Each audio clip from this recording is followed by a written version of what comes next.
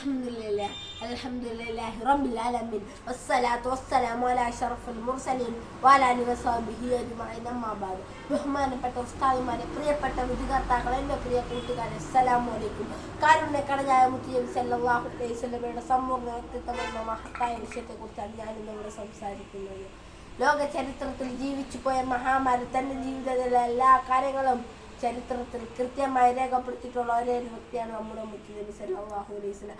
അവിടുത്തെ ജനനം മുതൽ വഫാത്ത് വരെയുള്ള എല്ലാ നിമിഷങ്ങളും മനുഷ്യകുലത്തിന് മാതൃകയായിട്ടാണ്. അതുകൊണ്ടാണ് അള്ളാഹു ഖുർആനിലൂടെ വിശേഷിപ്പിച്ചത് വമാ അർസൽനാക ഇല്ലാ റഹ്മത്തൻ ലിൽ ആലമീൻ. എൻ്റെ പ്രിയ കൂട്ടുകാരെ, പ്രവാചകത്വം ലഭിക്കും മുൻപ് തന്നെ മക്കയിലെ ജനങ്ങൾ നബിയെ വിളിച്ചിരുന്നത് അൽ അമീൻ, വിശ്വസ്തൻ. ശത്രുക്കൾ പോലും തങ്ങളുടെ സ്വത്തുക്കൾ സൂക്ഷിക്കാൻ ഏൽപ്പിക്കുന്നത് ആ വിശ്വാസത്താലായിരുന്നു.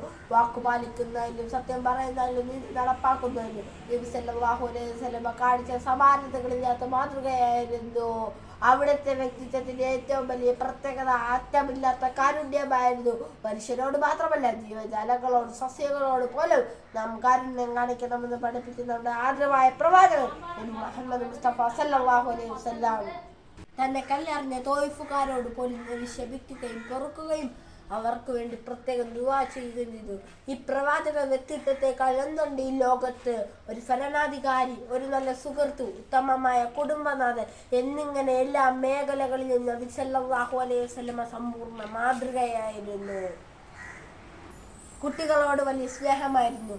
കുട്ടികളെ കണ്ടാൽ ആദ്യം സലാം പറയുകയും പിന്നെ കുട്ടികളെ എടുത്തു മടിയിലെടുത്തുമായിരുന്നു. ഇത് നബി സല്ലല്ലാഹു അലൈഹി വസല്ലമയുടെ പതിവായിരുന്നു. ആധുനിക യുഗത്തിൽ വഴിതെറ്റിപ്പോകുന്ന പുതുതലമുറയ്ക്ക് ജീവിക്കാനുള്ള ഒരേ ഒരു വഴി പ്രവാചകചര്യയാണ്. ആഡംബരമില്ലാത്ത ലളിതമായ ജീവിതമായിരുന്നു അവിടുത്തേത്. തൻ്റെ അരികിൽ വരുന്ന ആരെയും വെറും കൈയോടെ പറഞ്ഞയക്കാത്ത ഔദാര്യ മനസ്സിന്റെ ഉടമയായിരുന്നു നബി സല്ലല്ലാഹു അലൈഹി വസല്ലമ.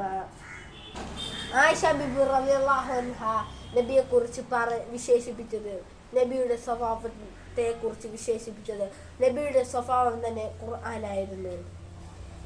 ഇത്രയും പറഞ്ഞുകൊണ്ട് എൻ്റെ ഈ വാക്കുകൾ നിർത്തുന്നു. അസ്സലാമു അലൈക്കും വറഹ്മത്തുള്ളാഹി.